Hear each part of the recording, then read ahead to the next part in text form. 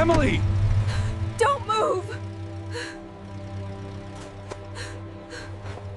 Let's begin where we left off.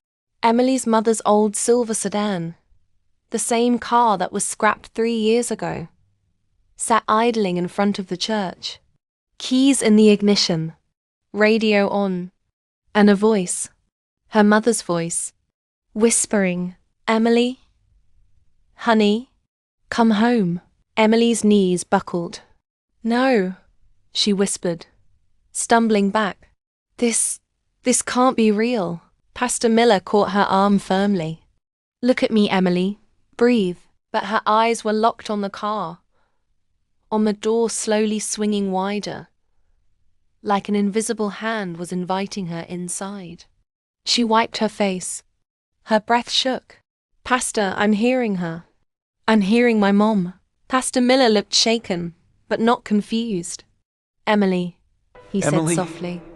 People at their breaking point sometimes see things, hear things that feel like signs. His voice trembled slightly.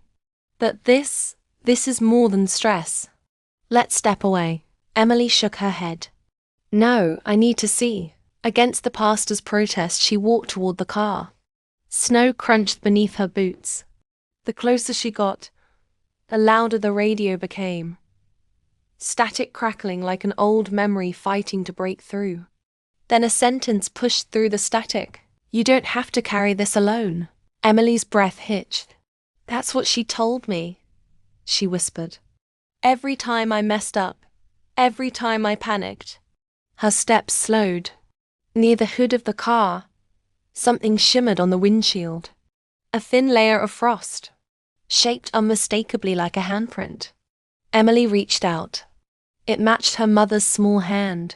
She knew it instantly. Her chest caved inward.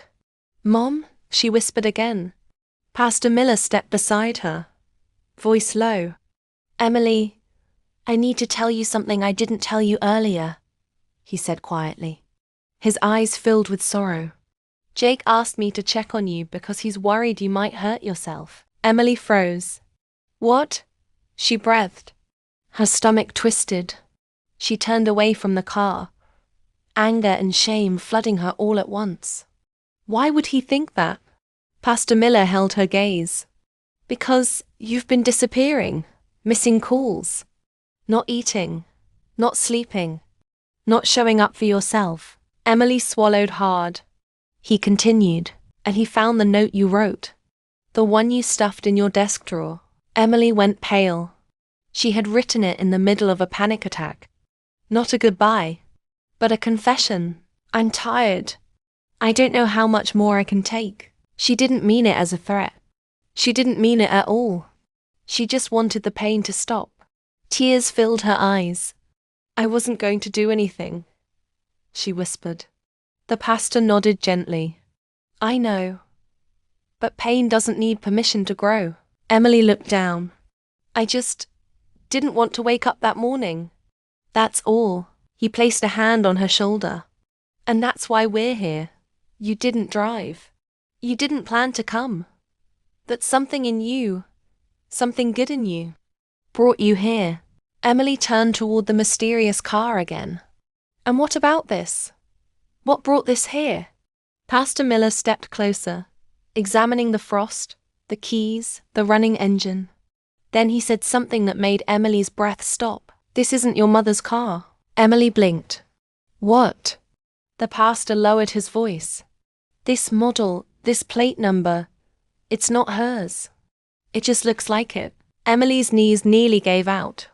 "But the voice," he nodded slowly. "Trauma plays tricks, Emily. Loss plays tricks, and grief." He pointed to her chest. "Grief knows what voice you miss most." The car radio sputtered. Static. Then silence. As if the moment had passed. Like the illusion, whatever it was, had lost its power. Emily wrapped her arms around herself. "So, I'm losing it." "No," the pastor said firmly. "You're overwhelmed. You're exhausted. You're carrying grief, fear, bills, expectations. And doing it all alone." He stepped closer. "You're not crazy, Emily. You're hurting." The wind blew softly. The car engine sputtered once and shut off. No one touched it. The keys remained still. The silence that followed felt heavy, but not scary. Emily stood there, breathing shakily. "I thought I had to be strong," she whispered. "I thought if I fell apart, I'd disappoint everyone." Pastor Miller's expression softened. "Your mother's last wish wasn't for me to remind you you're strong." He paused. "It was for me to remind you it's okay to ask for help." Her breath trembled. "No one tells you what happens after losing someone," she said. "You survive the funeral. And then the real grief begins." The pastor nodded. "And sometimes, grief brings you back to places you didn't expect, so the healing can finally start." Tears rolled down Emily's cheeks. "Then what was that car?" she whispered. Pastor Miller shook his head with a faint smile. "Maybe, just maybe, your mind gave you the sign your heart was begging for." Emily exhaled shakily, a small broken smile forming. "You can rest," she whispered, looking at the cup still in her hand.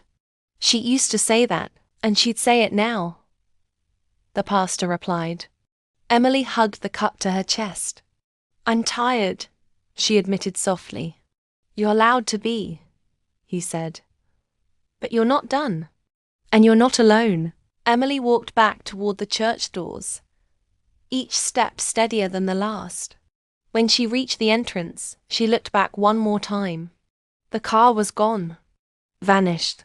No tire tracks. No signs it had ever been there. Just snow and silence. She wiped her face, took a deep breath and whispered, "Okay, Mom, I hear you." For the first time in months, she felt awake, alive, and ready to ask for help. Sometimes the sign you're searching for isn't supernatural. It's the permission to stop pretending you're okay. If this story touched your heart, don't scroll away. Share it with someone who's carrying too much alone.